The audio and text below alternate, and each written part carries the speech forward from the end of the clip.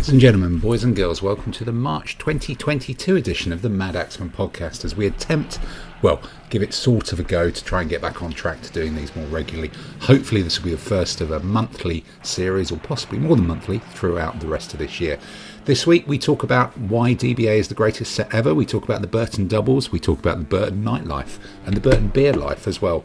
There's a huge amount of painting that's been done in the last few weeks, and then there's a lot of things that we're looking forward to doing both in the UK and around Europe as we start playing more events and start painting more stuff in future. So sit back and enjoy the podcast as usual. This means war.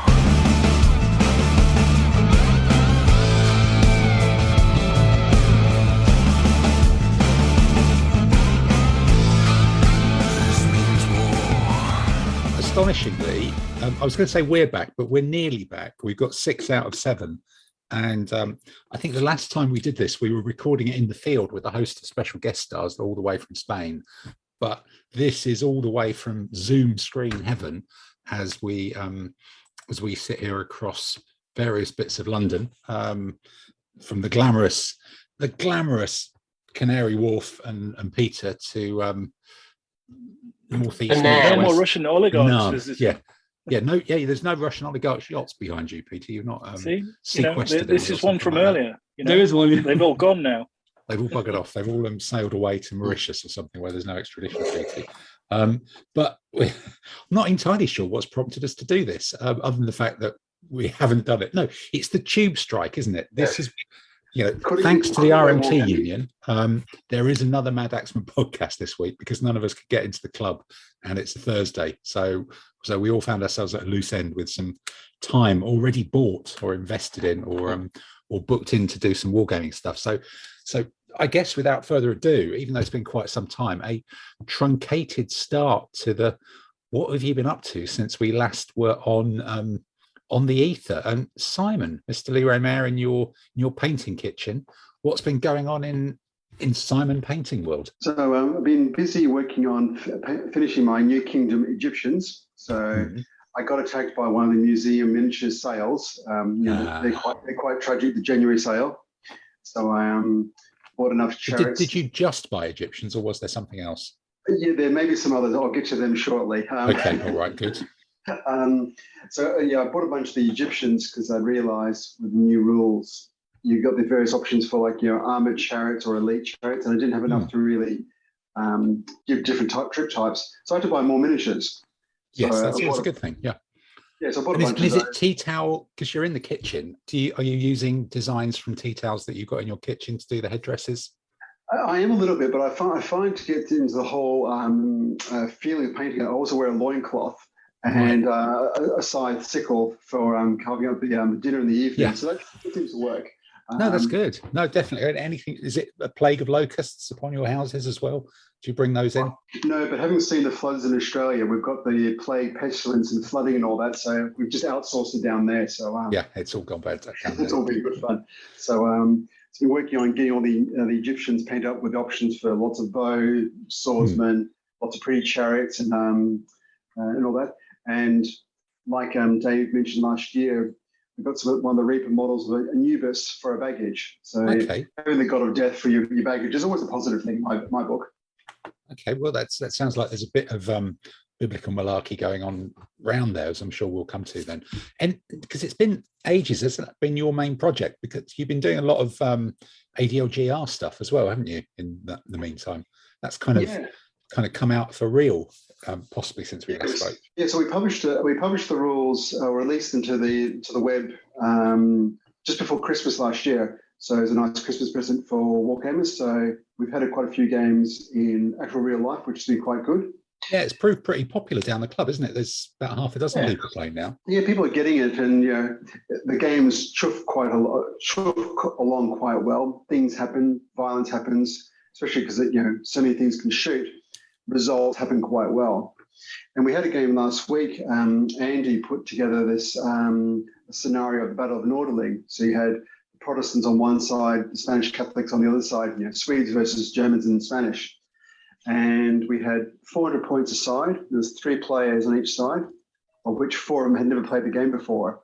Okay. And After 2.5 hours, we got a result, very convincing result, and some beer was drunk, and things happened. So that was quite good. Seeing big Spanish terciaries running around, the Swedish salvo came storming over the hill, gave people a damn good kicking, and the cavalry wings got stuck into each other, and my wing, because I was playing the Spanish side, the Spaniard wings got broken, and all of a sudden you had the Protestants pouring through to the flanks and all that, and it didn't go well after that. It was okay. but it was nice. It did kind of help that Richard Case was commanding the Swedes, and he's a bit formidable in charge of anything. Yeah, if you need someone who can roll a 5 or a 6 on a regular basis, he is the case. So that is good. When the Swedes went in, it went well. So it's been quite enjoyable. It's good to see big games, tertiaries running around the table, and people from overseas have been playing with it, and people seem to be getting into it. So in fact, we still do need to catch up. Me and you don't need to put a copy of it on Madaxeman so that people can download it from there. Because at the moment it's through the ADLG Facebook group, I think, and then it's Dropbox as well. Yeah, so I've got it visible on the Facebook, on Facebook, but also the ADLG forums under other periods. So, got to ask Simon, right? And like certain other rule formats, as the writer of the rules, have you actually won every tournament that's actually entered because you keep doing broken lists? Oh, well, I don't have 20 Turkish lists in the rules. I have because the thought of maintaining 20 variants of the same army list just seems like an idea of madness. But no, I can lose as well as I could in any other rule set. So it's nice to see that consistency. Oh, yeah, so I can still make my usual screw ups, and all of a sudden Andy's got some cover in my flank, and it's like, that's going to hurt, isn't it? So, but yeah, we've had a couple of little mistakes here and there, but basically the rules seem to be chipping along quite well, and good. Hopefully, over time we can get Hervé to make them, almost sanction them and say, fair enough, have them as a PDF. Sanctify. You were doing the Is it true there, you've got almost enough pikemen now to do an army 1-for-1? Yeah, Very small army, yes. Let's not talk about that, shall we? That's it. Well, look, if we're talking about enormous amounts of painting and basing, then that means we do have to go to the Che Guevara mug drinking Tamsin and steel ourselves, sit down, find a comfy chair, and see if there's an abridged version of what the last few months has been in terms of Tamsin painting world. And I'm trying to think. It was December. It was December when we last recorded, and I was in the middle of doing preparing loads of stuff for the Analog Hobbies Painting Challenge. The dogs look nice. So this is a painting challenge. Is that a funny angle, or is that a two-headed dog? No, it's 2 dogs.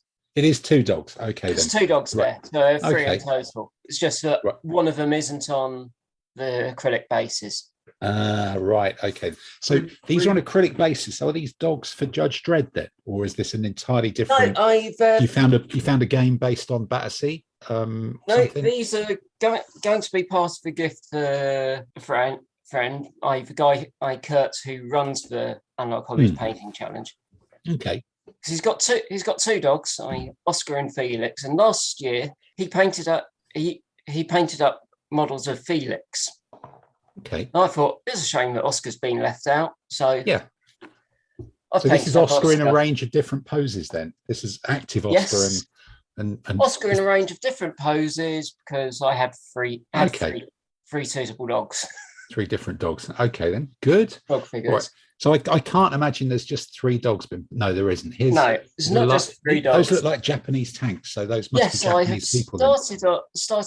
I said I was going to be painting up Japanese and started off. In this phase, you can see senior leaders, 2 tanks, either Type 97s, 97 something. Is it Type 97 or 95 hard goes? Right. Well, it's all the same, isn't it? Really, they're those little Japanese ones that are only good if you're rifle section and jump off points. So I did jump off points because I had an excess of officer figures. Yeah. Oh wow. Yeah, those are lovely little more of the dire armor. trees. Yeah. I thought, No, there's why not? if I was a do that? goldfish, I'd be really keen about swimming around some of that stuff. I think. Yeah.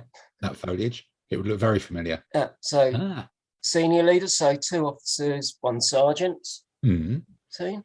They look suitably. And Banzai. First rifle squad for the platoon. Mm. 2 tanks. Cute little tanks. Yeah.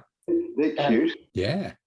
Then sort of moved on. I some ancient Germans. I took to bulk up my force so I can use it for. So I've got enough for art de la guerre. Thanks. Because you'd already painted quite a lot of these for Infamy, haven't you? So you doubled up those. Are they the museum figures or am I? Lancashire. Lancashire. Okay then. Yeah. No, that's straightforward. So some javelin, light foot javelins. Yeah. Heavy foot. Densely packed, definitely. Yeah. Medium foot. There's a lot of proper Germanic blonde hair is there as well. Each for base did 7. Well, I think I did 7 figures on mediums, 8 on heavies. Okay. Yeah. Oh, that looks pretty dense, Yeah. doesn't it? And then it was the second rifle squad for Japanese platoon. Oh, those little red epaulets with a couple of yellow dots on them look really effective, actually. Yeah, the ranked really simple. Yeah, that's really badges, neat. Yeah, that's really cute. So the 70mm infantry gun, forward observer team. Yep.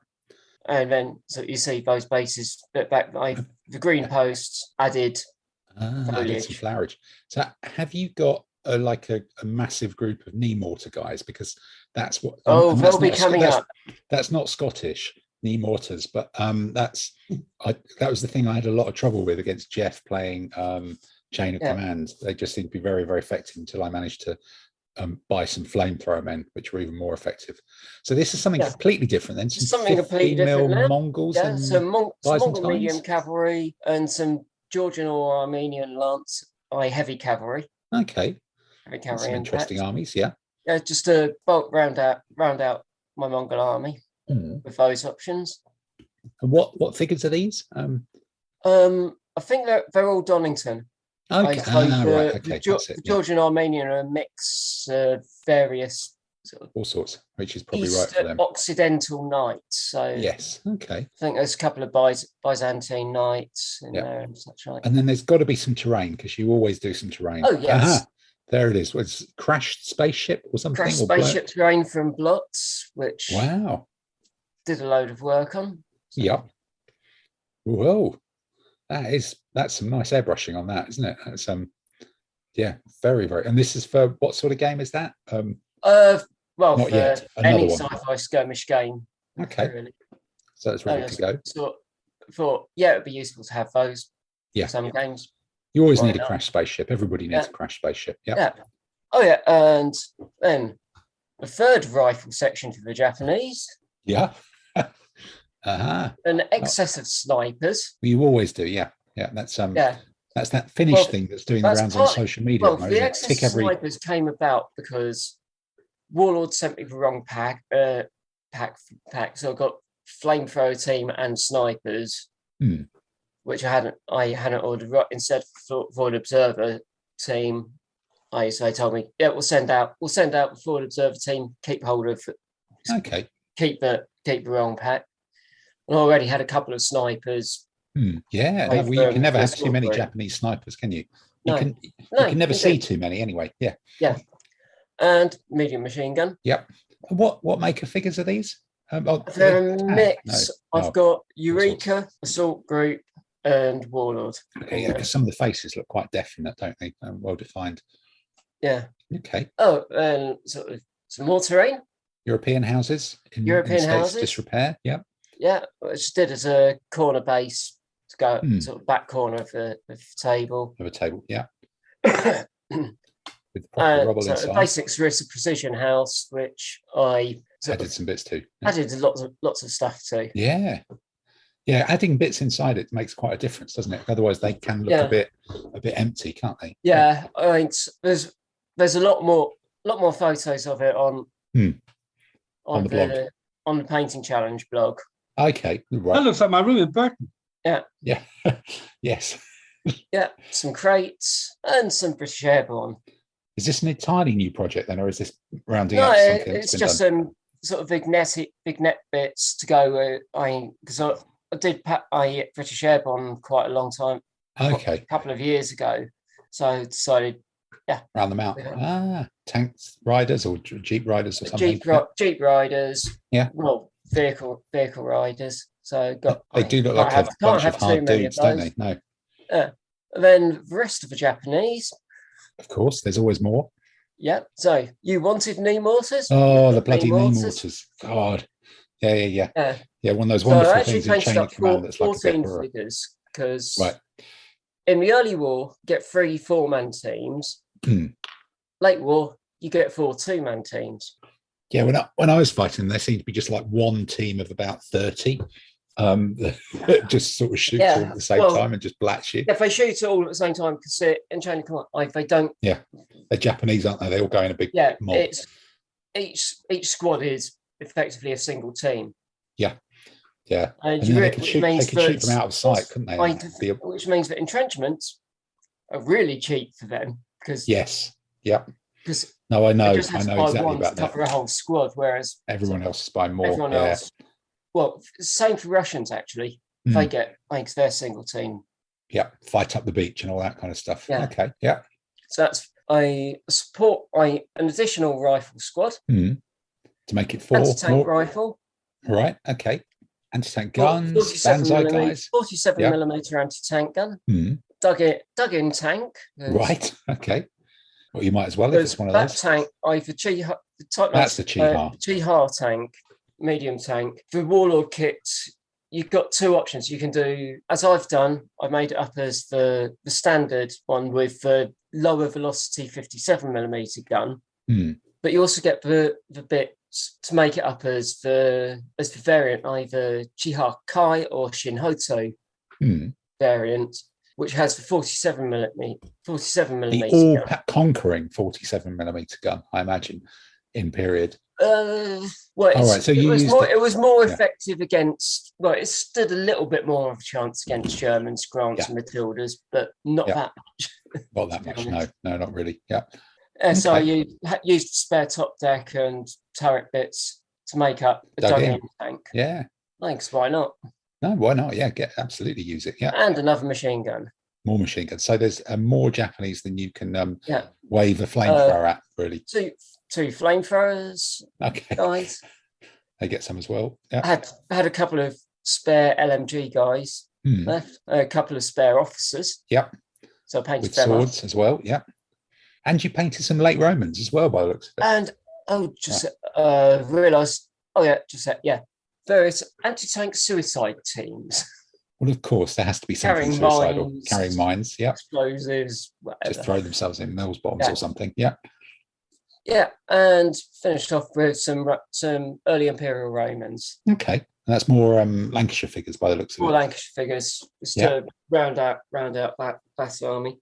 Yeah. Yeah, so how's that stood you in the painting challenge then, in terms of volume? How's that been doing? In terms of points, I'm on about 1,350 points, and in 11th.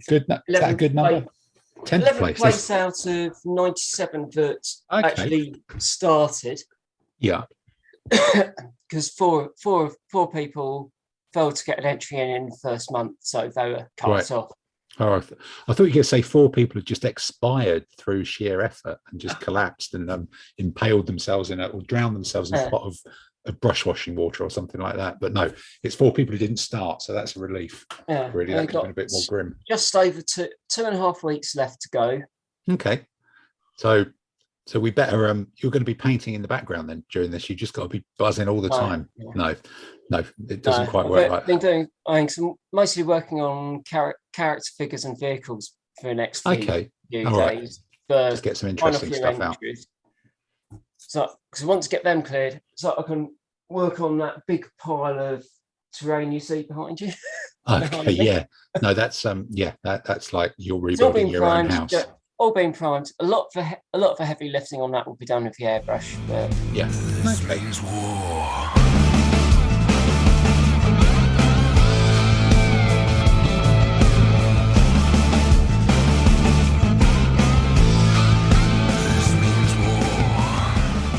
Well, let's go from your pile of terrain to the pile of pots and pans behind Mr. Finkel on the top shelf of your kitchen from this almost up the nose angle that we've got from your webcam on what I guess is a laptop this week. So, yeah. But no, it's good. Your facial hair is hiding the nostrils, or it's all blurring into one with the nasal hair. So that's all. It's all well planned. Yeah, all well planned indeed. Yeah. Right. Well, what I'm painting at the moment is an Egyptian chariot in 25mm, which I picked up at Burton, because we have just the one, and I've got some civilian biblical types as well, because we have our festival of Passover coming up in a few weeks' time, and we decorate our table for the special meal with things related to the Passover. So I thought I'd have a sort of model group scene of the children of Israel being chased by the chariot. And I thought it was going to be like a model scene of a tournament that you weren't able to go to due to a Jewish religious festival or something like that. No, well, I mean, there's plenty of them, but exactly. I need more than one. No. But I'm also thinking of expanding it out into a game of Escape from Egypt, where people roll the dice and move the characters, and the chariot will chase them. That's going to be based on Escape from Colditz, but you're going to do it with like a pyramid instead of the castle. Kind of that, yeah. You got Dr. Crocodiles and the hippos and stuff like that, So it's just it's just an idea. I may not be allowed to implement this, but should we all take a vote on whether we think that your missus will allow you to do wargaming during this team? No, there's a lot of down thumbs coming in here. We think you won't get away with this, and it could be another flushed down the Usk at Passover, possibly the wee baby Moses found in the bushes down the Usk or something like that. It'll flush down the Nile, I think. Yeah, flush down the Nile. That could be it. That definitely could be it. All right. Yeah. So, Heston. Pardon? Is there a 15mm Charlton Heston?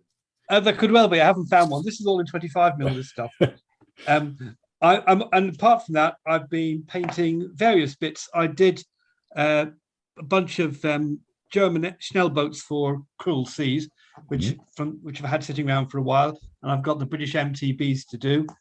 And I've done a few little bits for the armies I picked up from Clive's estate, mainly command groups for the Persians and the Renaissance Poles, and a couple of units for the King of the Battlefield Prussian army. And that's basically it. I bought a few bits in the museum sale, unit of Indian warriors. I bought some hoplites and I haven't yet. You're gradually creeping towards a full hoplite army, aren't you, on the sly?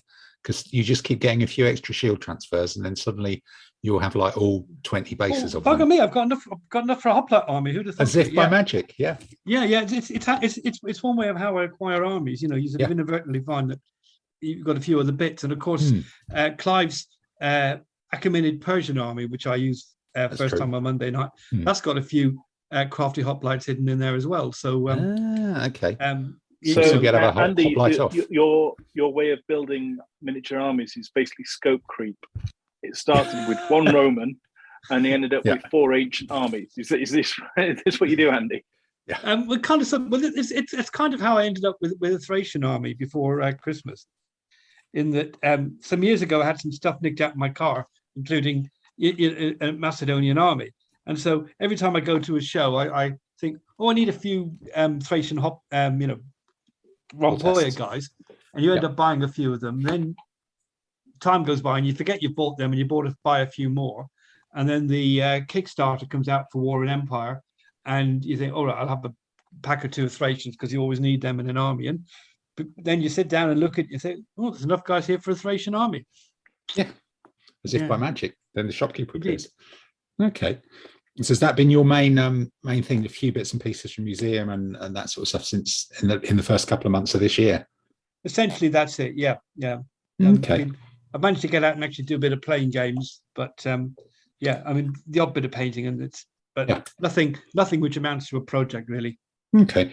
All right. Well, let's go down. Dave, what about you in your painting bunker with the light and the darkness and all sorts of things, and you're going to wave something at the screen like you always do. It's possibly going to be a bottle of Hefeweizensteiner or something. Yeah, that's really dark. We've no idea what those things are. Looks like guys on horses, but I can't tell what they are. Are they horses, camels? They've got a white stripe. Are they Renaissance? Some things. the sort of 9 Years' War or Battle of the Boyne era, Okay. whatever that is. What sort of, I don't know, War of Spanish Succession is that? Yeah. Simon, you're the expert on names of things like that, aren't you? Can you remember what those is that era called something? It's getting, Jacobite, Williamite type thing, isn't it? Glorious Revolution. Glorious Revolution. Should we call it that? That would be fine. Well, so yeah, I'm helping someone paint their army for that. So I've done Fogar regiments or Meg regiments even. Wow. Okay. 2, 4, 8. Oh, yeah, you were doing that before when we were last recording. Yeah, I painted a Fogar army, but whoever I'm painting for has asked me to turn it to a Meg army, which means doubling the size of a Fogar army. Yeah, just do even more stuff. Pointless to me, but there you go. Yep. So no, there's a lot of variety. He wants armoured cavalry, a lot of dragoons, French dragoons. Wow. Louis 14th or something.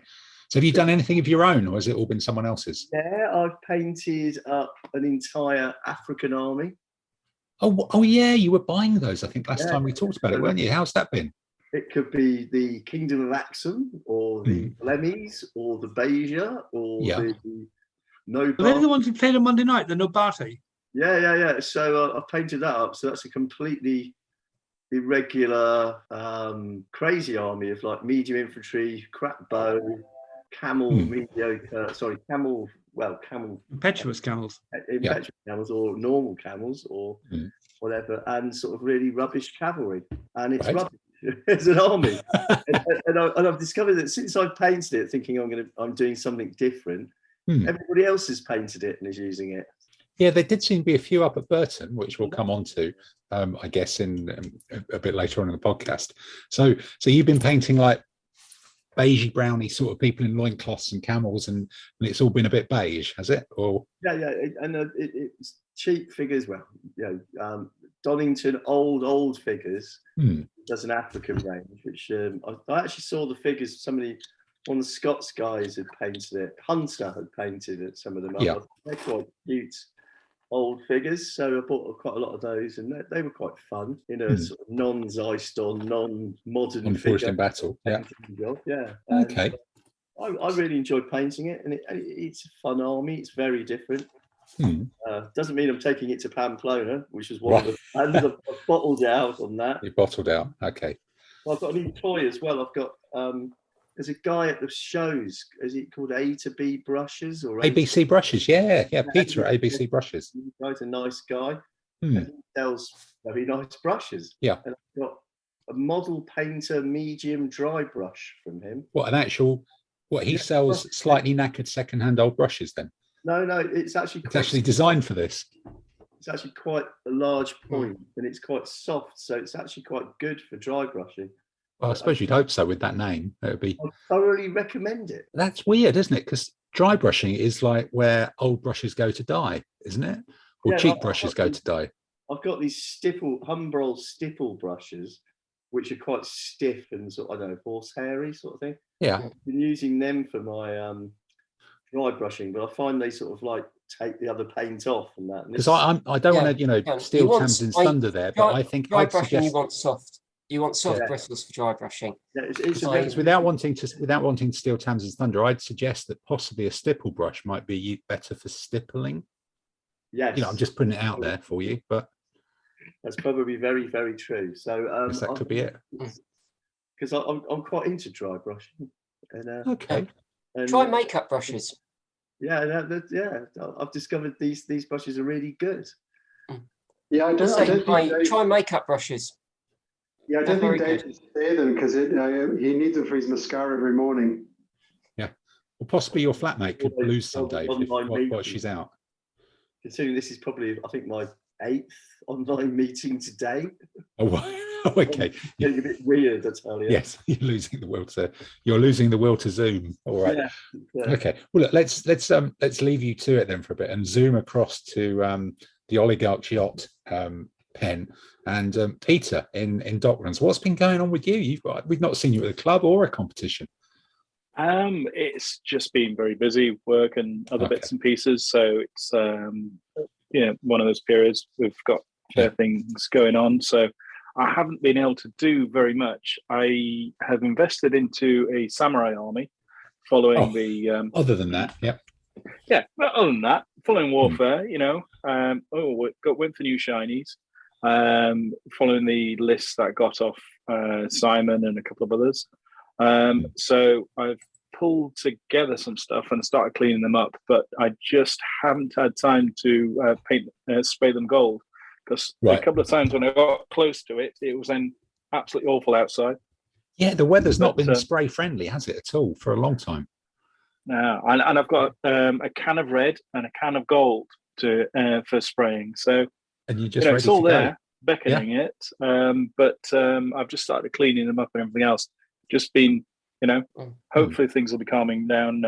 What figures are they? Now you got me. Samurai. Samurai. Okay. They're kind of samurai. Old Glory, Eureka. Old Glory, Eureka, Essex, Peter Pig, Eureka. Okay, gone full specialist then. Right, gone all in on them. Okay, so it's been quiet in Peter World. Right. War.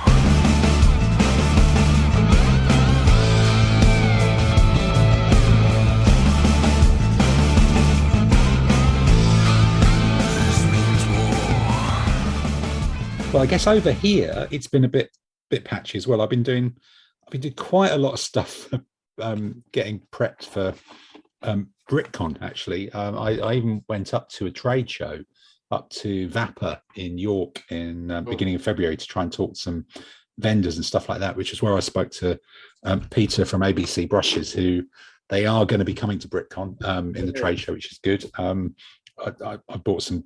I think I bought some discount brushes from them at the Plastic Modeler show in Bristol Way end of last year. But so yeah, he's coming to BritCon, and we're up to about 20 odd traders now, and I'm planning on going up to Hammerhead on the train up to Newark, which would be a bit weird on Sunday, mainly as I'm Saturday. Oh, Saturday, sorry, yes, Saturday, that's important. No, I am going on Saturday because I'm going out to a gig on Friday night, so I didn't really want to drive on Saturday. I thought it was safer to just book in and go up the train and do that to do Hammerhead. But it was really weird to go to a show again and sort of see vendors and people like that out and about. But I think people are starting to get back to normal. It really does feel like it's back to normal. I think painting wise, recently I've been rebasing. It was sort of the Clive army that wouldn't sell. There was sort of a generic biblical thing with, it must have been a DBMM army at some point, because Ugarit or something, it had loads. It must have had about 40 bases of chariots. But when I say that, it actually had 40 bases of 2 horses and about 10 chariot bodies and about 6 wheels between them. It was like the Eddie Izzard sketch when about being raised by wolves and how the pack of wolves all no, I won't go into it, but they had 5 legs between them. No, they had 4 legs each. It's a complicated thing. But so I've had to get some chariot bodies from Essex and chariot crew to rebase and redo all these things, and they're almost done now. I managed to get out and do some spraying today, because it was kind of the first day which hasn't either been too cold or too wet to actually do it, spray them white, and I'm doing some sort of very simple contrasty paint stuff on them. And finally, after I think nearly a year and a bit, I've started to paint the first Black Seas, little ship, which is a brig, I think, which I don't know why these things have freaked me out for so long, because they're really easy. It's like they're so bloody tiny, you don't actually have to paint them that well, I think, if that makes sense. You're not doing the little string bits and things. I might have to. I'm going to do the string bits, but I've been told the secret is to paint them first, then matte varnish them, spray them before you start putting the rigging on. Otherwise, the glue that you fasten the rigging on with makes the paint come off. So you've got to kind of varnish them before you put the rigging on. But certainly these little tiny ones, just because I've done it with contrast paints, and I've done Skeleton Horde, I think, for the woodwork, and then Nasdreg Yellow, which is one, and then whatever the fuck Gore Grunter Fur is. I don't really know what colour that is. Some sort of, I don't know, thing about Sasquatch wiping its own arse or something. But this little ship seems quite simple, and I think a little bit of dry brushing silver on the guns, and it will look okay. They're really tiny. I'm not quite sure what my 40 quid's paid for if I've got some of these things. Maybe the other ones are a little bit bigger because I started with one of the small ones. But so I've got that done, and I've had quite a few little bits and bobs of odd units. I've done a few Indian foot and things like that. I've actually just started again finishing off some 10mm Napoleonic cavalry that I've got about 30 of them kicking around, and it's just really been trying to clear out the odds and sods from the desk. And I think we've all fitted. The last podcast was from Spain, and then there's been another competition down in Bournemouth since then that we've squeezed in as well.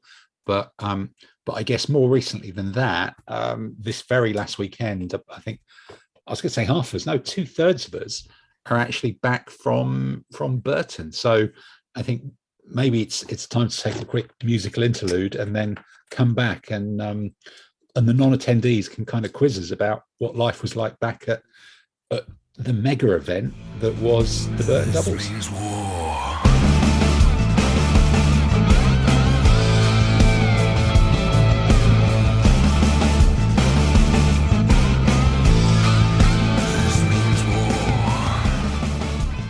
So look, we're back from that musical interlude, and it's Burton, which created a bit of a buzz on our little WhatsApp group, as a couple of people weren't there and some of us were.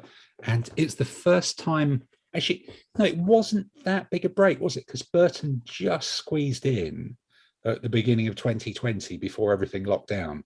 It was kind of February 2020 when we all knew it was going to go to rat shit, but we were still pretending it wouldn't. Yeah, all in denial. We were all in denial, and the government wasn't going to stop us, so we all kind of went up to Burton. But it does feel like a long time ago. But oh my God, there was a lot of people. There were 50 people playing ADLG. I think this time there were 50. I think that was one 50. packed hall then.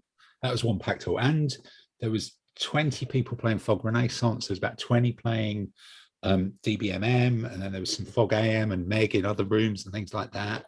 So there's a lot of people there, and I think even with ADLG, there was still 6 or 8 people who were new, and there was probably about 10 people who'd not played since lockdown as well. So it was just seeing all sorts of different people come out of the woodwork who'd, Burton is Burton. It's been, is it 20 years, 25 years that they've been doing it? Or was it even 30 that they were doing it? And but we all so Dave, you went up as a team with Richard. I went up as a team with Adam, and Simon and Andy, you were a team together, weren't you? So yeah, we were. So maybe well, talk to us about your going to Burton, your whole Burton experience. Well, my missus wanted to come, so because she doesn't like being alone at the weekend, so we went by train. Got there on Friday night, found a very nice Italian restaurant, and then afterwards I met up with you guys for a drink.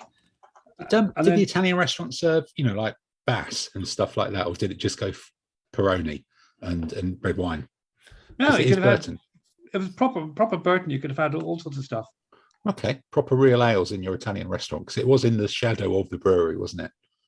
Well, yes. I mean, it'd be rude not to, wouldn't it? It would be rude not to. Yeah. Everywhere's in the shadow of a brewery in Burton. Yeah, even if it's one that's not open, isn't it? Yeah. You're kind of walking through a brewery wherever you are. Yeah, there's that whiff in the air, isn't there, about it? Definitely. Yeah, the smell of beer. It was quite good. Yeah. And Simon, you can imbibe the beer without drinking it. It's quite good. That's true. So Simon, I imagine you didn't go for dinner with Andy and his wife at all. Oh. No, so Dave and I caught the train up to meet with Richard, and then we drove up together, and then met up with all you lot for a few pints, just for research purposes. So we spent a couple of hours, thoroughly enjoyable hours, arguing about different army list design options, who's going to win, who's going to lose, why foot are the best compared to mountain and all that. So that was a good way of avoiding every other scary topic in the world. So we managed to get into Burton at a civilized time compared to our usual 10:30, and then met up with a bunch of reprobates and found a pub called the Heretic, wasn't it? The Heretic, yeah, wasn't it? Yeah. That was our own pub. It was quite amazing, wasn't it? Yeah, literally, we rocked up and the two other people who were there buggered off. So between all of us, we took over the bar and stayed there till... that tiny one in the car park of the hotel? No, that's the like 6 people. And there's near the main road that we usually walk down. It's opposite where Spirit Games used to be. Yeah. So there's a random, quite a small little pub, only about 2-3 meters wide. It was a shop, really, wasn't it? It could have been a barber's shop in a previous life. It was that small. But it just had one bloke and a bar, didn't it? And some casks. Gravity fed. The shops have been turned into bars, micro bars, and served like 5 pints as a variety thing. It's great. It's really good. I guess there must be a lot of people in Burton who, with the breweries getting automated or downsizing or whatever, there's a lot of people with brewing experience who found themselves out of work, and they all seem to be opening microbrews and micro pubs. Yeah, because there was quite a few of the beers that we'd not seen before, so we had to do the research and work our way around all the different beers and all that. And I think we all collectively agreed they were all quite drinkable. Yeah, they did seem to be, didn't they? It was quite good, though. So we were disturbed by, I think Dave had it, the mango ale, was it? It was like a Lilt IPA. Wasn't it pineapple or something, Dave? It was Tiny Rebel, who were from Wales. Did you get an umbrella with that? It really was like that. It tasted of Lilt. It looked like it, yeah. Yeah, Lilt lager. It was very quaffable. Yeah. I wouldn't drink it all night, although I tried. Or again, possibly. You did, though, didn't you? I was pretty rough on Saturday. Yeah. So you tasted it again on Saturday, did you? Yes. On Saturday, I was so ill that I didn't feel really much like drinking then all day. Until lunchtime. Benefit. Yeah, until lunchtime. So the pineapple went to your head, basically. Yeah, I was in a bit of a rough state on Saturday. I really was. Me and Adam, we because Adam came up on Thursday night from up from Bournemouth, and so on Friday we went round the RAF Museum in Hendon. It's on the way. Okay, it's still very close to us and not far to Burton, but it got us to kind of North London in order to head off. And it's a couple of years since I've been, but it is still really good. And I think walking around it with another wargamer is just excellent. And Howard came up as well and met us there. We picked him up in Colindale and had a scoot round. The World War I hall has got some completely bonkers stuff in it. There's a collection of darts that they used to chuck out of aeroplanes at ground targets, and they're just metal darts. But because I guess they were all sort of posh people with big mustaches, they had them in like a case, like you would have, I don't know, expensive cigars or something, a leather bound case like the darts. And you'd unzip them, sir, and just throw them at people. I think the caption said they were really only effective if they actually hit something, but you'd have to be pretty bloody accurate. And then there was an anti-airship bomb that basically looked like possibly one of the fruits that went into Dave's drink, but covered in metal spikes. And it said that no one knows how it worked because they've not dared open it, I think, or take it to pieces. But it looked real Heath Robinson. So there's some really complete, and then a stuffed pigeon that was in a little case, and I think it was like a messenger pigeon that had got back from somewhere and expired, and it was because it was such a fine fellow, they'd stuffed it for posterity, which I'm sure it was delighted about, and put it in a glass case, and it's part of the RAF back in the First World War. So yeah, a pretty good way to do it. But then we ended up in Burton, and not wanting to have 2 curries in a weekend and going for a curry on Saturday, we went we walked around the houses in Burton and ended up in a Chinese restaurant that we thought was going to be sort of normal from the outside. And then we walked in and it was just this vast cavernous space with slightly mental decoration. And it was like an all-you-can-eat buffet. So the food quality was all-you-can-eat buffet standard. But I've not been for a Chinese where one of the dessert options is candy floss before. That's interesting. And they did have some dim sum which was made properly, and chips and chicken nuggets were good as a side option as well in between your duck course.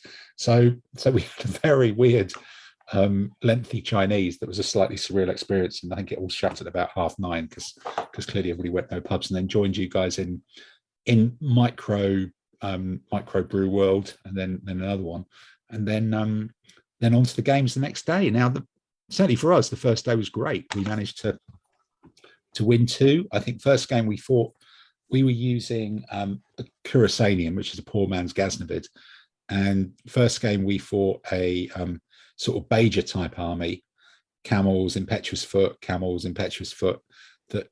that didn't really have enough command and control to deal with our army moving around in front of it and trying to get out of its way. So we kind of mugged that one. And then second game we fought Kevin and Steve, who had a Viking army it was an Irish army with a Viking ally. And again, that just stretched across the table with some very scary two-handed chopper armored foot.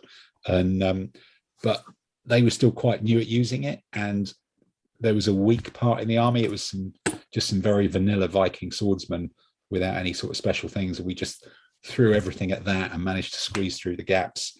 To these ones that stretch all the way across the table, we've seen them a couple of times in competitions. They just, in reality, at best they're going to get, say, a third of the army in, so you can just focus on there, and they're never going to actually get into it. Yeah, but I think if it's all decent quality, it's all still pretty good. I think the issue is it doesn't stretch all the way across the table. You've got to get the terrain, and otherwise there's gaps. And so we managed to even find a couple of gaps through the middle of the army and stick some cavalry and some light horse through, and go baggage raiding and things like that. This means war.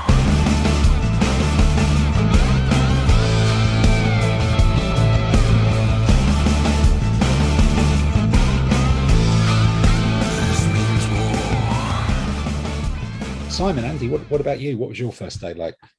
Well, the first game we played was against Pete and Andy what were you Gilbert. using? Tang army, yeah, with okay.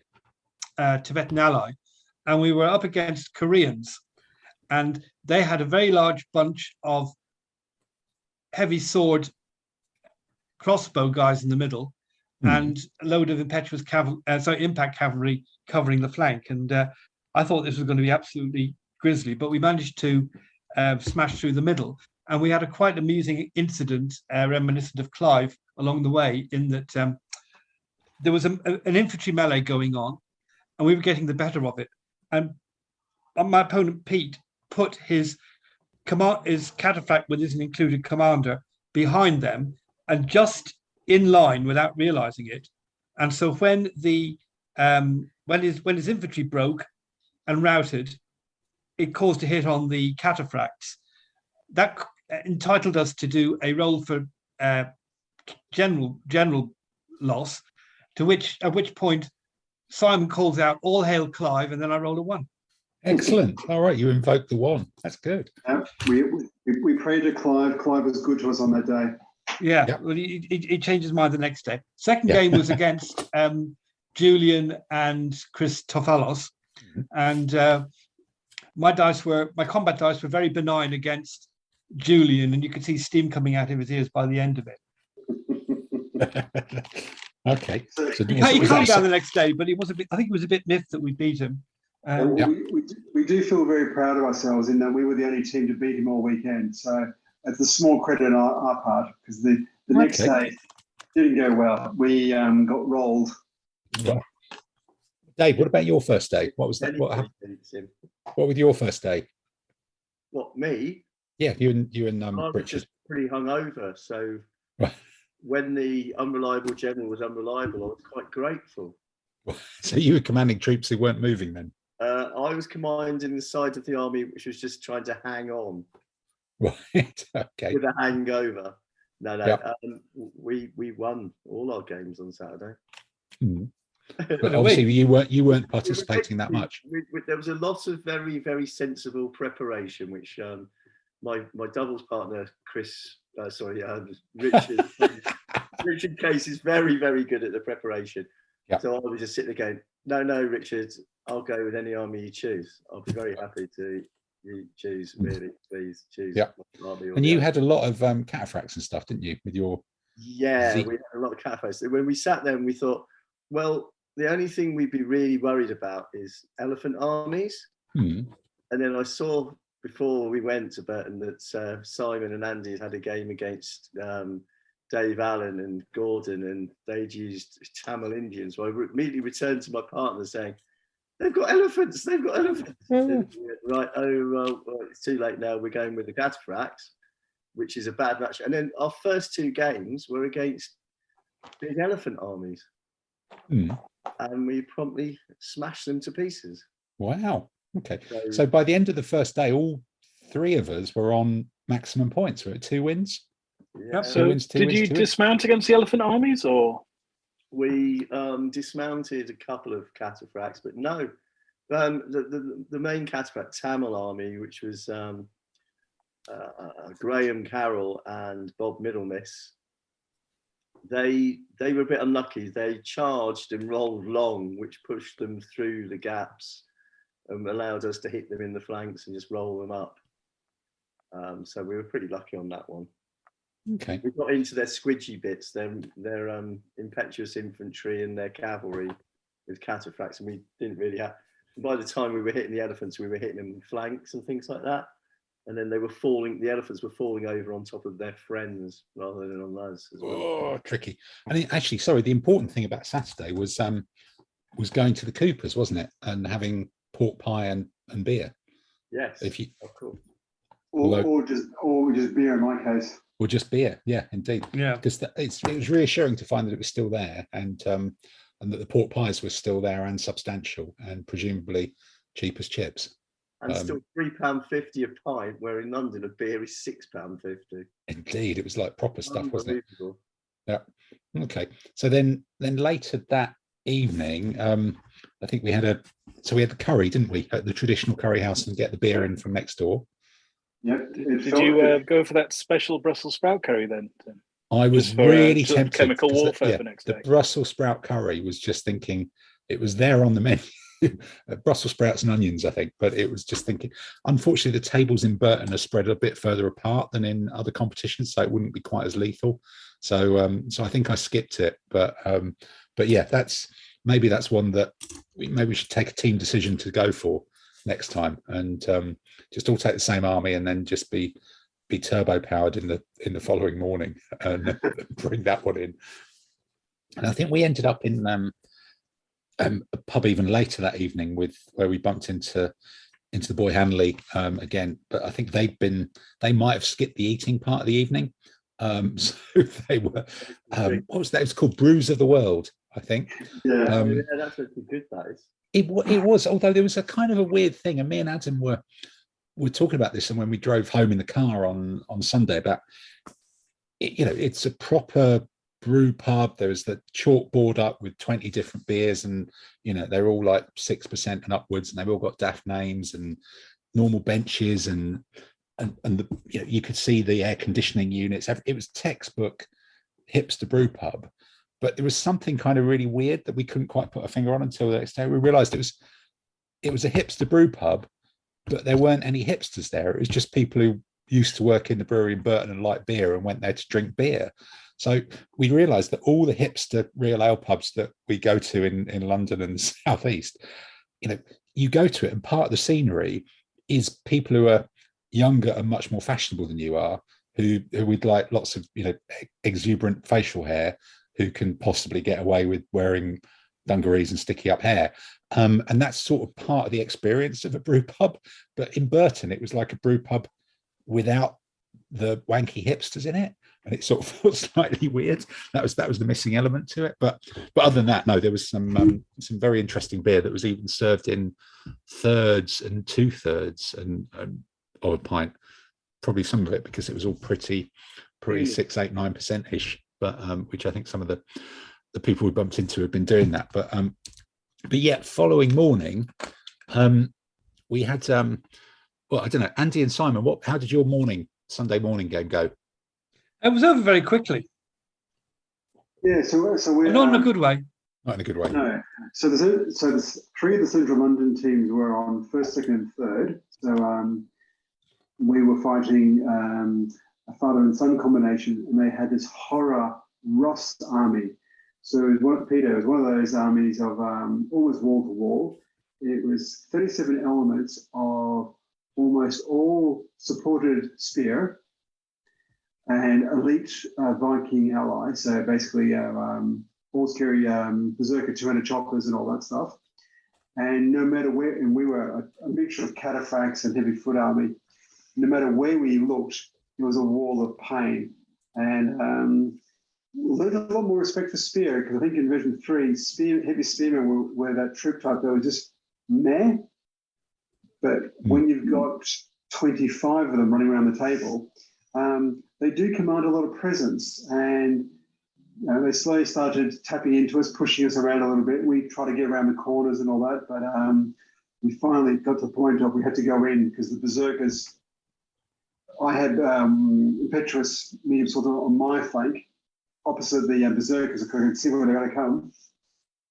We lined up, I had the overlaps, he contacted, he popped through in the first turn, and my entire flank disintegrated in a red mist, and we went, well, that was 4-6 ones, wasn't it? Ooh. So this was yeah. Not only quantity has a quality all of its own, but they actually had quality as well. Yeah. So you didn't manage to do the Inaki special of going into heavy spears with cavalry and then rolling over the heavy spears?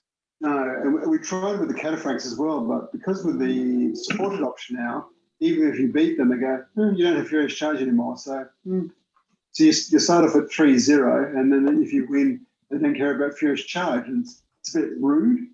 So actually, I thought that was one of the takeaways for me, or us from it, was that rear support rule, which I'd not really seen or experienced that much.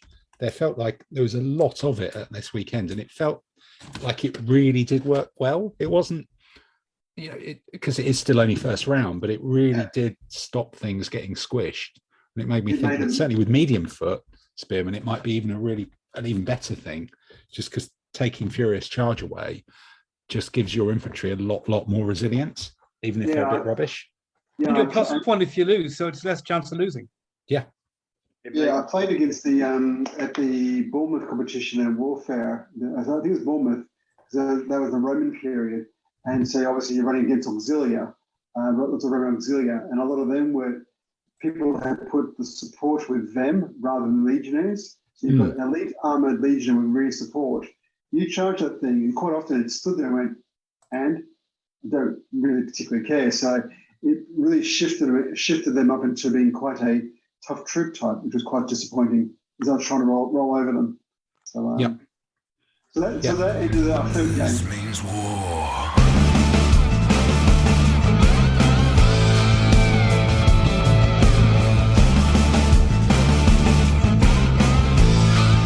This means war. Well, I don't know, Dave, do you want to talk us through our third game? What happened in the third game, Tim? Yeah, exactly. I'm trying to work it out, really. Well, I think I died very slowly on the left wing. Yeah. My troops were kind of all over you like a rash, but unfortunately they didn't quite break through. And I think we probably, talking about it in the car home, I think we overthunk it, and we had a De Lamai medium foot command, and we had a command of kind of crappy spearmen, and for some reason we thought you might put cataphracts and cavalry on the flank. So we put our spearmen on the flank and our De Lamai more in the center, over in Adam. And you just deployed textbook traditionally with cataphracts in the middle and some sort of infantry on the flank. And if we deployed normally, put De Lamai on the edge, I think that would have been quite a different outcome. But because the De Lamai could have just run over your flank command, and your spearmen, and the spearmen would have probably lost slowly to the cataphracts. But it did feel like a game in which the cataphracts elite and heavy armor just allowed them to grind down our okay first round, but the longer it went on, the more chance it seemed that your guys would just actually gain the upper hand. It was like a big arm wrestling match, and that's kind of how it worked. And then at some point it just all fell apart really pretty quickly. I think the thing with that is that I have to keep up the morale of my doubles partner Richard when the cataphracts charge into the supported spearmen and lose the initial combat. Yeah. And there's a sort of like, oh no, we've lost, it's all over moment. But then what I find is the cataphracts having the heavy armor and being elite allows them to come back in the second and third rounds of the melee. Yeah. Yep. And then eventually they grind down the heavy foot. Yeah. And to be honest, that's what happened in our final game particularly. Yeah, it's a really interesting mix, isn't it? It's a really interesting matchup about how it swings out and works out kind of on balance. Well, I think Richard had very cunningly built an army with, we had 9 elite cataphracts going through the centre, as you say, but then we still had 4 heavy cavalry impact out on the flanks to stop medium foot. And I mean, in the final game, we played the Rus, which Simon and Andy lost to. And again, that was another case of, the only thing after bad matchups with the elephants, which we won. The other bad matchup we didn't want was supported spear, and we faced a massive supported spear. You did, yeah, definitely, yeah.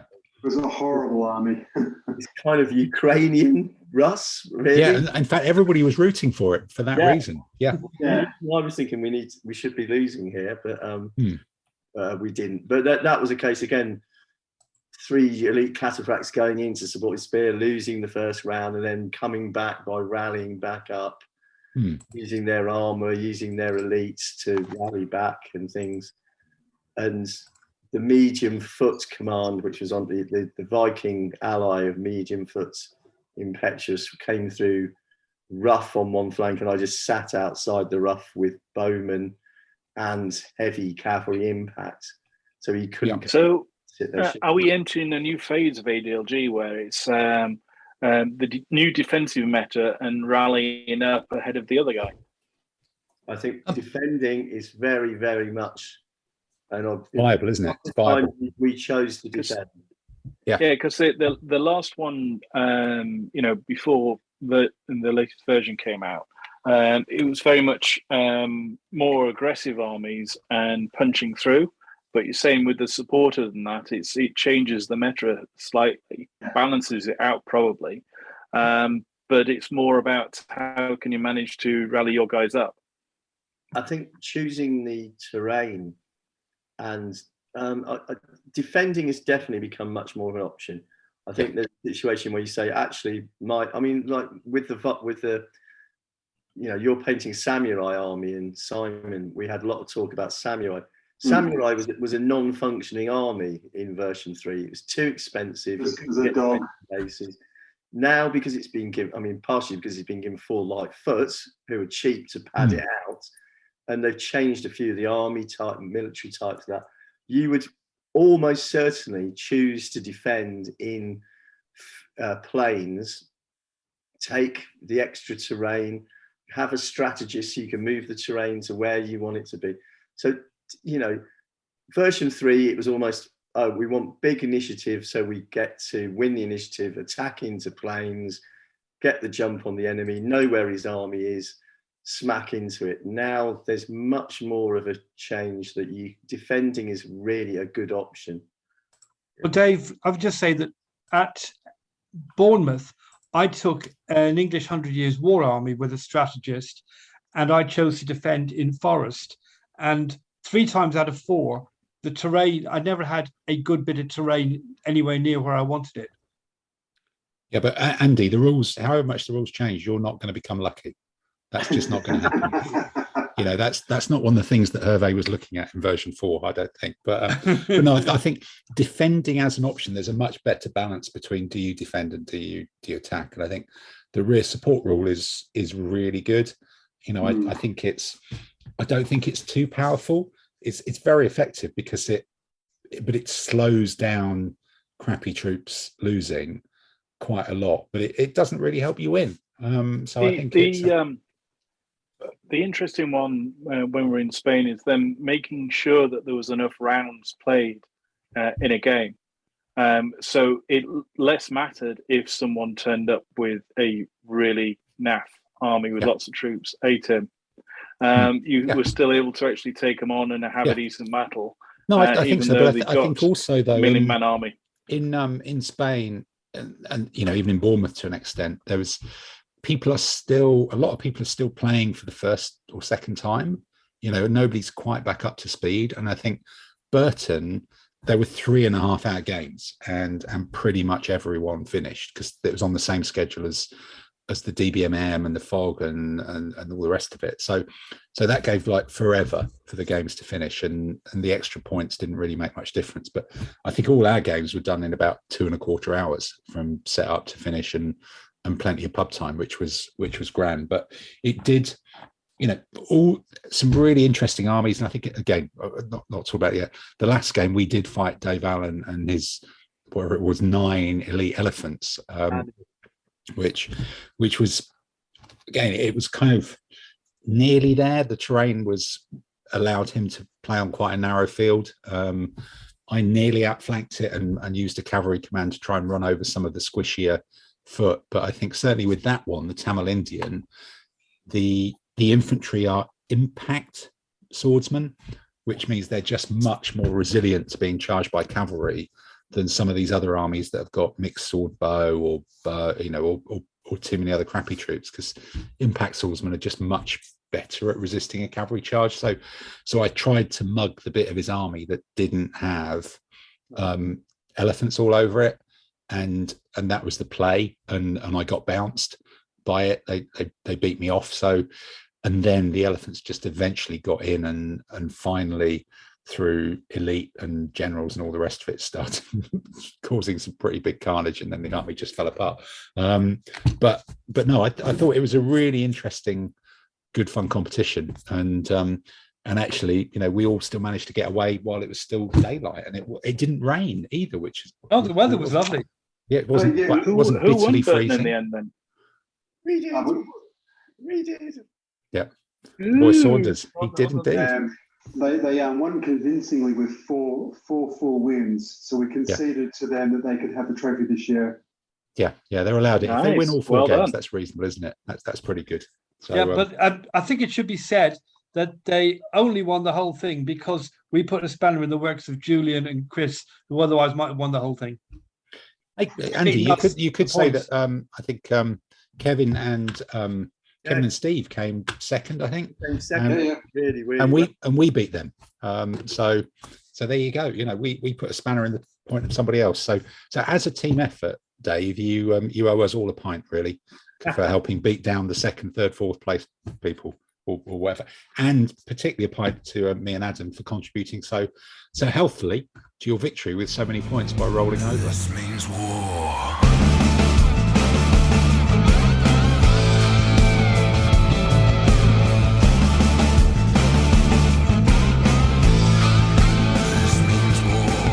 So look, we've had a request. We've had a request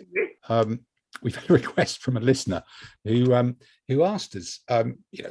Bizarrely, they wanted the podcast to come back. They were missing it, a bit weird, and they also made a suggestion that we should have a discussion about why DBA is the greatest rule set ever written.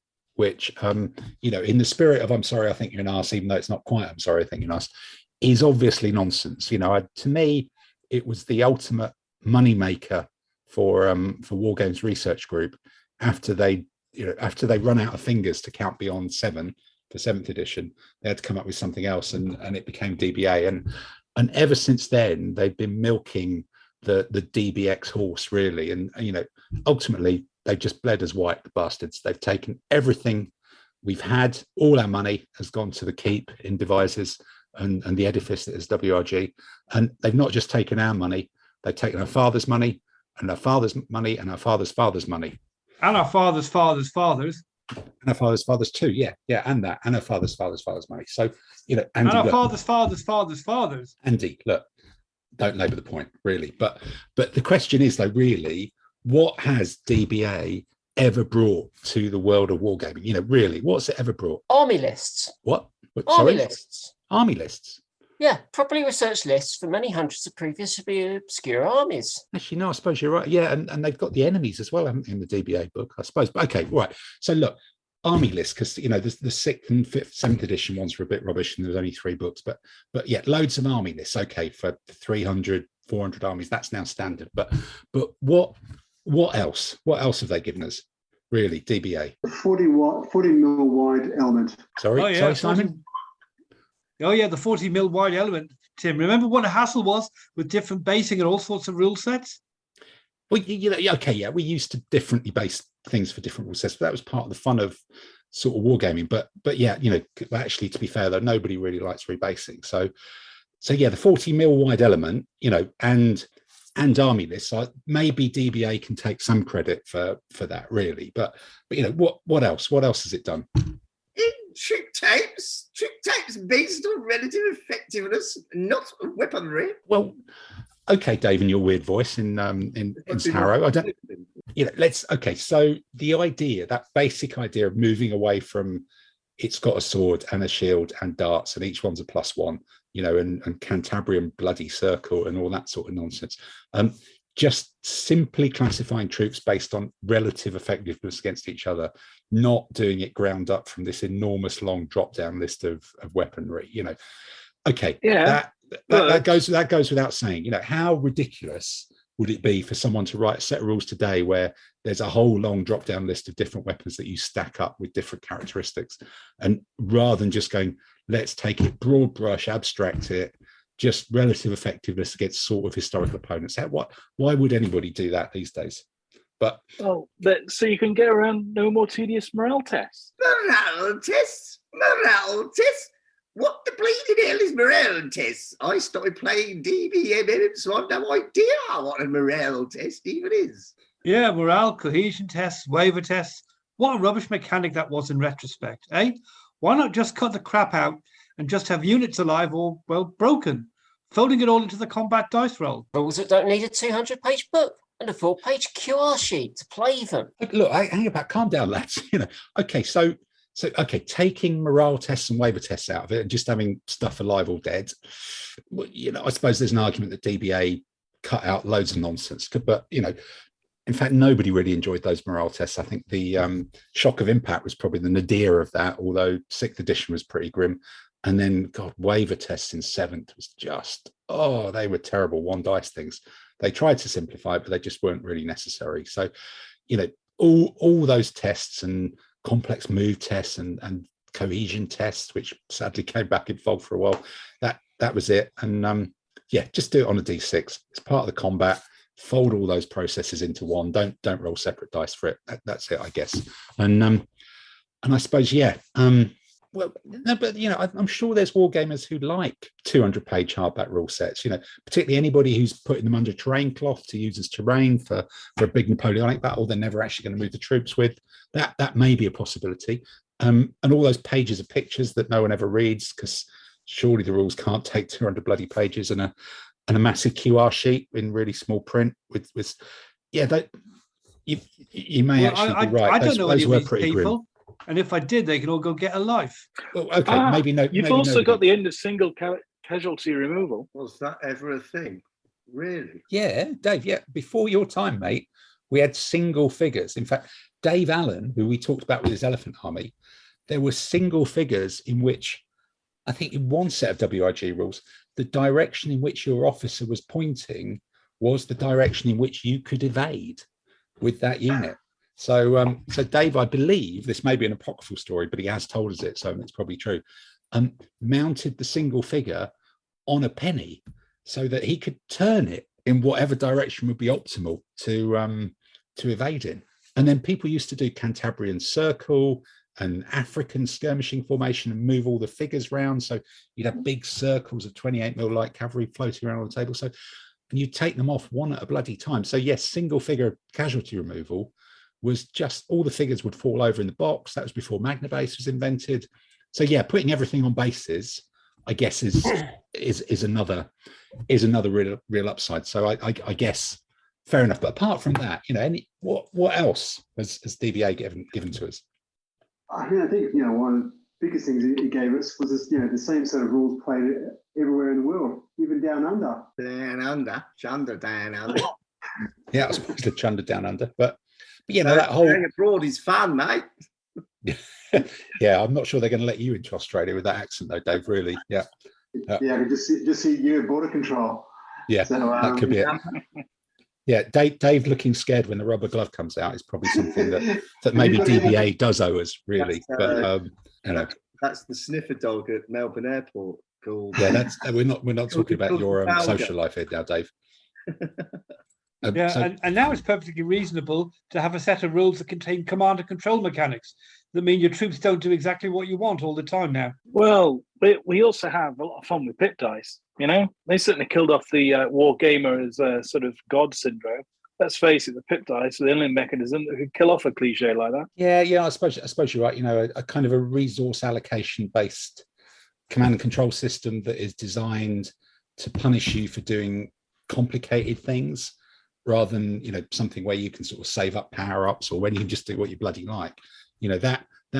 That's pretty good, I guess. And the fact that the rules are played all over the world, we all enjoy a lot of that. I am glad about the lack of morale tests, not really needing a QR sheet or 200 pages of rules. Getting rid of single figure casualty removal, that's also good. But apart from that, and apart from all the other bits and pieces, what has DBA ever done for any of us? Given us an excuse to buy more figures to paint? Well, you would bloody say that, wouldn't you?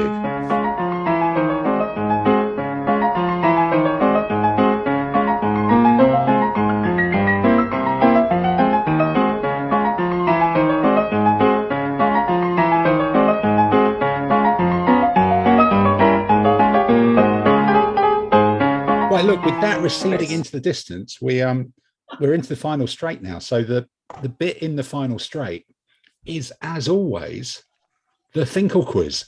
Comment les entendre? Question. Comment les voir? Question. Le trou est sans fond? Question. La légende le dit? Question. Elle dit aussi? Question. C'est une maladie? Question. Incroyable French techno there. And Andy, I'm not sure, you probably remember, you may be the only one who remembers how the quiz works. I think the rest of us have tried to put it out of our minds, quite possibly. But hit us with your quiz stick, Monsieur Finkel. Right, there were 3 questions, and then there will obviously be an answer to each one. And so all you have to really decide on is, are we going to give the answers before the end of this quiz, or are we going to keep our listener in suspense until the next quiz, until the next podcast? Suspenders for a month. Yeah, we never did the answers to the last quiz. I think we did. I can't remember what it was. The pirates. What? Can we come up with answers to questions that we don't remember? That was several bits because we ran out of time. Okay. Was there something about pirates then we've got to talk about? Was it Brexit related? Well, I actually have the answer to the pirates questions if you want me to do that. Well, I think, Andy, that's answers to questions that we can't remember. Maybe you should do the answers and we'll try and guess the questions. Yeah. That could be a laugh. For that. Okay. Right. Okay. All right. So the answer to the first question in the pirates quiz was Julius Caesar. Can you remember what the question was? Yeah, I know the answer to that. Kidnapped by pirates. I've just given you the answer, you muppet. You've got to tell me what the question is. Pirates. Yeah, that's right. And released, went back, got a fleet, and wiped him out. Yeah, that's right. So it's which of the first Roman was kidnapped by pirates, right? Yeah, and the answer to the second one, Stockholm syndrome. Right, the answer to the second one was Dave. It can't have been Stockholm syndrome. Stockholm wasn't invented. Yeah, exactly. It's a reverse Stockholm syndrome. Right. Okay. Yeah, might be Syracuse syndrome. Right. The second question, the answer was Royal Navy officer, and I'll be amazed if you remember Navy officer. Right. What do the Americans? For which navy is the rank of rear admiral referred to as butt pirate by the American Marines? There you go. Not quite. No, it was. This was actually a question about a guy called Henry Avery of Newton Ferrers, which is near at Brixham, captured the wealthiest ever ship taken during the golden age of piracy. It was worth £91 million in current value, and he was never captured. His treasure was never recovered. And what was his profession before he mugged this ship? And he was a Royal Naval officer. It wasn't a Russian oligarch's yacht, was it, or by any chance? Captured by the tax authorities? No, I don't think it fitted because the cannon would have messed up the. Oh, okay, all right, yeah, been tricky. Right. To be honest, I can't be asked to give the third answer. Is the third answer too tedious? We're not even going to tell anybody. Well, the third answer is blistering barnacles. Blistering barnacles. Captain Pugwash. It's from Captain Pugwash, but not one of his aphorisms. Demon Stain. I think that was Cutthroat Jake, his enemy. Was it? Yeah, it was from Captain Pugwash anyway. Have you painted Cutthroat Jake in 28mm from Tag? No, I haven't. Not yet. Right, okay. So let's play some more music. Comment les entendre? Question. Comment les voir? Question. Le trou est sans fond? Question. La légende le dit? Question. Elle dit aussi? Question. C'est une maladie? Question. So Andy, hit us with this week's questions then. Right. Well, this week the theme is beer. Since Beer. we just come back It's a from Burton theme. Good. Right. For question 1, in addition to Germany, which World War II nation's army had a general called Hofmeister? Was it A, France, B, Canada, or C, South Africa? Was South Africa even in World War II? Yeah. Wow, okay. Oh, yeah, you painted the stuff, don't you? All right, fine. It was part of the Commonwealth. Oh, I guess it was. Yeah, they were all sort of chipped in, didn't they? Golden Alex. What's his name? Finch. He's supposed to be a South African, isn't he? Sefer. Yeah. Okay. All right. So question 2, in which 1917 battle did the Australian Imperial Light Horse make a cavalry charge armed only with bayonets? Okay. All right. And number 3, in which year was the Battle of Bir Hakeim, where an outnumbered French brigade held off a German offensive for over 2 weeks? A, 1870, B, 1914, or C, 1942? Beer-based pun of the week, if that's easy to say, which it clearly isn't. Good. All right. Well, look, we will maybe return later, or we may return next time we do this, which will be in a few weeks, with those answers. Question. Comment les voir? Question. Le trou est sans fond? Question. La légende le dit? Question. Elle dit aussi? Question. C'est une maladie? Question. Right, well, we're coming into definitely the final stretch then, which is the look ahead to what's coming up in probably the next few weeks. Let's start with you, Tamsin. How long have you got with this painting challenge? Another fortnight, did you say? 2.5 weeks. 2.5 weeks. Finishes midnight on Sunday the 20th. And what's your target? Are you aiming for top 10 or just get a load of stuff done that you want doing? I was aiming to get a load of stuff done. I'm not too worried about position this time. Right. Oh, okay. And we've already seen there's a lot of MDF spray brush terrain behind you. Are there any figures in that pile? There's some figures. Well, I've got some figures ready for painting, figures and vehicles, and they're going to get done over the next couple of days before I work on the terrain. See how I get on. If I get through the terrain in time, I might add some more figures to the queue. 15s, 28s, 28s, Second World War, some sci-fi. No, it's going to be, if I do get the time, it's going to be sort of civilian crowd figures for Mega City 1. Okay, all right. So we'll see some using some writer figures from Offensive Miniatures and also some model railway people. Model railway people. Well, yeah, I think I've been to a model railway show. I know what they look like. The basic white plastic figures. Oh, right. I thought like model railway people. It's very basic sculpting, but it's just it's crowds. Bodies. I thought by model railway people you meant like people who look a bit like wargamers, but where's that coming in? They look like wargamers, but slightly less socially skilled. All right, okay. Mr. Saunders, you've got a trip to abroad coming up, haven't you, in the next few weeks? Not this weekend, but next weekend to Pamplona to play AGLG. Yep.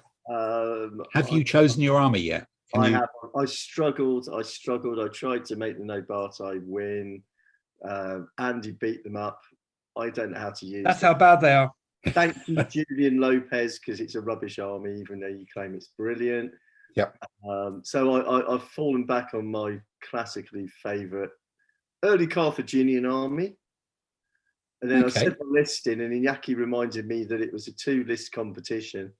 So I actually replied back and said, no, thank you. I'll just go with 1 list. No, I didn't. Because I was getting even more confused by that. And then he started telling me about how I could take a Libyan ally. And that was a really good idea until I pointed out to him that was a really bad idea because he hadn't read the rules and didn't know. That's the rules he set. Okay. He was going, oh, you can have all these impetuous foots. And I went, no, you can't. Not in that way. Right. So he's obviously been looking at other people's lists, and I've just pointed out that they're all illegal to him. Oh, right. So are there any travel restrictions for Spain at the moment? Or can you just sail in and sail out? Well, I think cross my fingers, and I hope this is true, because I really need to check this. We still need the Spanish app to get into Spain. Yeah. But that ain't too... That's just to say you've been vaccinated then. Yeah. Yeah, that's just waving our QR code, but we don't need all that rubbish of doing a test when we get back. Okay. That's the really good news, because then we don't have the Spanish trying to check the British travel restrictions in Spain to come back, which of course, the British, we just export all our nonsense paperwork to the Johnny foreigners because we think we're so superior. And then it must be getting time to submit your roll call list quite soon as well, I guess. That's a deep worry. I'm obviously doing too many competitions and I'm not keeping up to date with my paperwork. Right.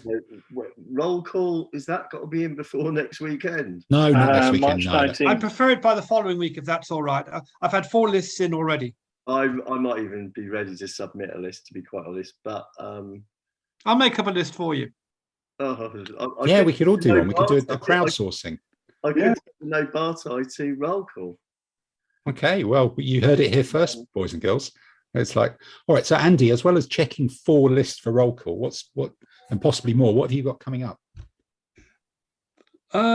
Finishing off the motor torpedo boats for Cruel Seas, the Indians, the hoplites. The bits and bobs, really. I mean, I've got no big project on the go at the moment. I'm kind of running out of storage space, which is one reason why I didn't buy a samurai army. What? Right. Also, I played against one at Beachhead, and yes, it was beautifully painted, but it's still it's not a nice, visually colourful army. Not sprayed That's gold. why they didn't use enough gold. Yeah, possibly not. You not see my one, which is all reds and yellows and blues. Oh well, yeah. Well, to be fair, your 50mm one with the fancy flags and the blue sashimonos and stuff. That's quite smart. Okay. I like pretty colours. Right. There's So, also Simon, going to be a Kickstarter with 28mm plastic samurai. yeah, some of the Fireforge stuff. Yeah, I'm staying away from that because that could be bad for my Simon, you know you want it. That way leads madness, yes. Yeah. So, Simon, other than avoiding the Kickstarter for 28mm Samurai from Fireforge, what are you doing over the next few weeks? Well, speaking of credit card accidents, I happen to be visiting a website, which is always bad for a wargamer. And Forged in Battle had over the January sales, they had a 15% sale off, I think it was, or 25% sale off. So I may have bought a lot of Arabs to do all the Arab options in 15 good. Correct answer. So, because you know, it's like you could just do 22 or 24 bases. That gives you enough to get an army, but then you need the golems in either elite or non-elite formations, mixed units, different other units. And they go from sword to spear in the year 638 or something. Yeah. But then you need the contrast paints to paint them, unless you do the new Warlord ones. Well, sorry, not Warlord. Army Yeah, Painter. Warlord. Army Painter. Yeah. I got a set of them. I received today the starter set. Oh, right. Actually, oh God, let's put a break on this then. We've got some real discussion. Everybody in the world is talking about this. How many things have you painted with them? And Andy, you've got them as well. Yeah. The Army Painter contrast. I haven't painted anything with them yet. Right, you can be quiet then. Andy, tell us through this. What's going on? We're all watching. This is one of my I don't know if you can see it. How does it go on? What's it like? How's it compared It's to very contrast paints? kind of ink-like, and it's. I mean, it does sort of dribble into the folds quite nicely, and you get it does show up the contours of the figure, and they do dry very quickly. So I'm just think the range of paints, the colours is a bit limited at the moment, but I did the using actually two different colours. I did these Indian swordsmen, and so the skin colour in the came out quite well, and the nice definition of their the difference between the skin and the dhoti, shoulder strap and the headgear and all that kind of stuff. So yeah. Oh, actually, that's an interesting. Are they basically World War II colours at the moment? Then, if it's come out from No, they're kind of fantasy descriptions. You've got an orangey yellow. Yeah. A bright, a darker orange, red, blue, purple, a green, brown leather, bright green. It's all flesh. Then you got a flesh wash, colour. Sort of a pallid. Well, I think it's called pallid. I think they call them pallid bone, Brave Lord grey. It's a pale brown more than white. The kind of basic fantasy You got colours. a darker brown, and you got a very dark grey. So Tamsin, are you fascinated by these, or what? Was it completist that you got them for, or interested to see how they work? I thought I'd try them out. Yeah, I reasonable bit try them out on things that I'm not either just sort of background pieces first. So I model railway people. Yeah. Okay. Yeah, the flesh one is far too dark. Okay. Yeah. For Europeans, yeah. Yeah, and one bit I seeing some reviews on YouTube. It does appear to be an issue that they can be reactivated if you try to paint over them or apply washes. So Army Painter is saying, recommending, let it dry and then give it a coat of varnish before you do anything on top. But I'm not sure if that's the case with GW contrast paints. No, it's not. The GW ones are fine. They stop. Okay. I've used that. So when I did my Arab Army with all the gubbins, it was great using the contrast, and then you could, when inevitably I'd made a couple of mistakes, it's quite easy to paint over certain bits. Okay. So it's a feature, not a flaw, or the other way around then. Okay.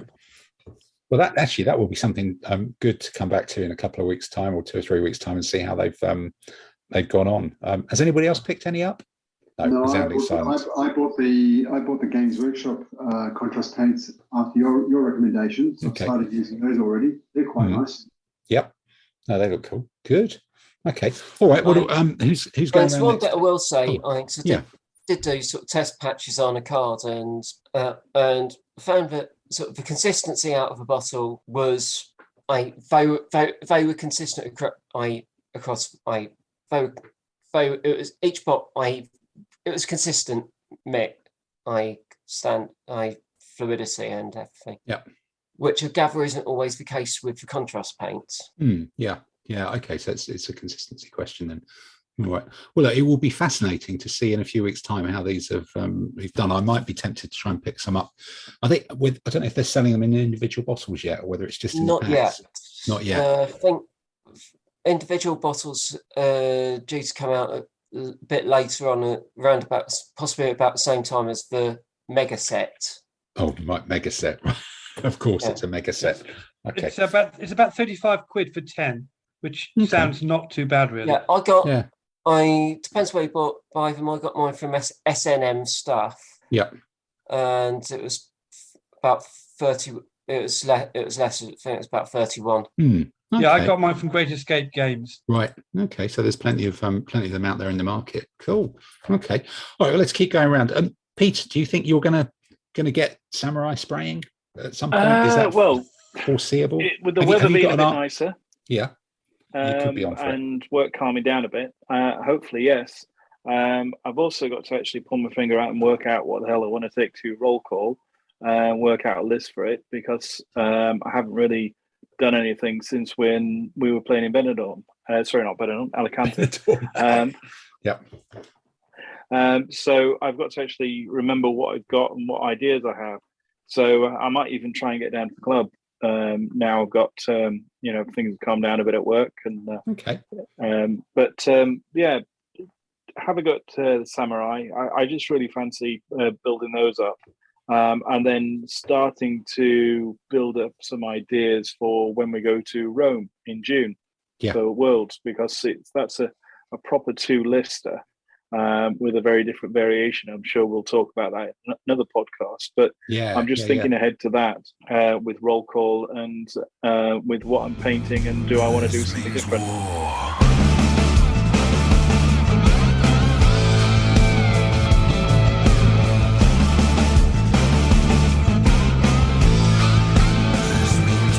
What I've got to do, I think now that I've done a ship without the rigging, there's clearly more ships to be done because they're quite easy. Finish off this biblical army, which will only take a matter of minutes. I will bite the bullet and do these Napoleonic 10mm horse, which is grand. And then I think once I've got the box of black sails out the way, that'll feel like quite a big thing, because it's been lurking around for a long time. Then I've got 3 different armies to decide about starting. 2 in 15mm and one in 25mm to decide if I do that. But yeah, I'm not doing Pamplona in March, so I've got a break until roll call. I've already submitted my army. It's a lockdown painting army. It's the Assyrians, which the 25mm period goes from biblical and classical. So it's like, look, that's the one I've got. I don't want to use another bloody late Roman army and try and shoehorn it into that. Let's just bang in and use the Assyrians. So they're actually even boxed up and ready to go. Amazing preparation with a month ahead. And then I've got to kind of finish off getting some of the rest of the BritCon stuff all sorted. And then I think actually get down the club and play some games, because I've missed a few, really. I've missed a few weeks. I've got a game of O Group next Monday, probably get some more ADLG in, maybe even practice with the Assyrians, although the list is in. In fact, that's one of the things we didn't practice with the Khurasanian army that me and Adam took to Burton, and we found out when we put it down on table that there's one elephant in that, and in that command with the elephant there were no light infantry. So the elephant was walking around completely, with its elephant. The target painted on it, yeah. Target painted on it. You need to screen your elephants with light infantry, but with me fiddling around with the list for so long, I've kind of moved the light infantry around and taken them out of that command. So, Tim, can I just say that Assyrians is not one of the options for roll call? It is for 25mm. Oh, right. Okay. Yeah, which is a different one, which is why you haven't seen the list either. So that's all fine. That's been submitted to Gordon. So that's all good. It'd be nice to get those on table and play a few more different bits and pieces. And when the weather improves, do some. I've got a lot of shiny stuff that hasn't been matte varnished over the last 2 months because it's just been too damp or too cold to do that. So I'm going to have to trawl through a load of little drawers and boxes and things and find all the shiny stuff and just have a big matte varnishing session as well in prep for that. So yeah, with that spray-tastic news, I think we draw to the close of this slightly short-handed, but next one in a few weeks, I guess, because it seems good that we should do this every 3 or 4 weeks and just gradually build up and force ourselves to rolled up to roll call. Yeah, pre-roll call. We can get Micah Richards back and do a bit of World of War sports predictions for roll call if we do this at the back end of March, probably. And the full-on review from the Army Painter Flow Paints. Full-on Flow Paints review. How many Arabs can Simon shake a stick at? Yep, and let's see what the model railway people look like as well. The model railway people zombies. So the Chattanooga Choo Choo will be coming around in 2 or 3 weeks as the model railway people make a tabletop reappearance. So good night from me and good night from everybody else. Good night. Good night. Good night. Bye.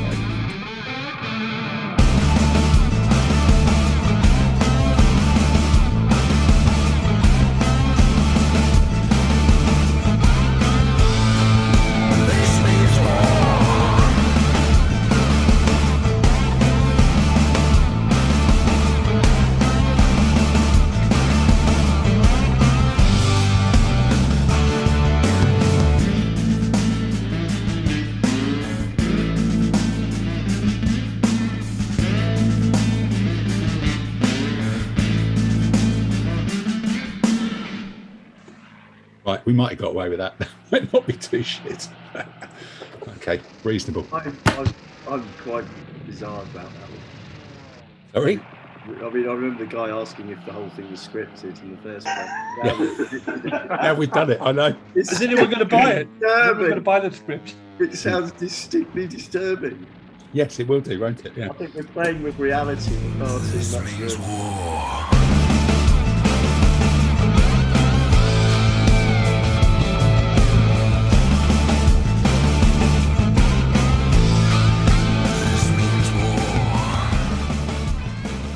So there's this one, which note the number of spokes on that side and note the slightly different arrangement of the wheels on that side.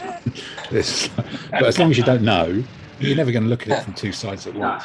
It's just war damage, and it's been recovering from it. Repaired in the field like a Ukrainian tank or something. Yeah, exactly. Yeah. Somebody towed off with a tractor. This means war.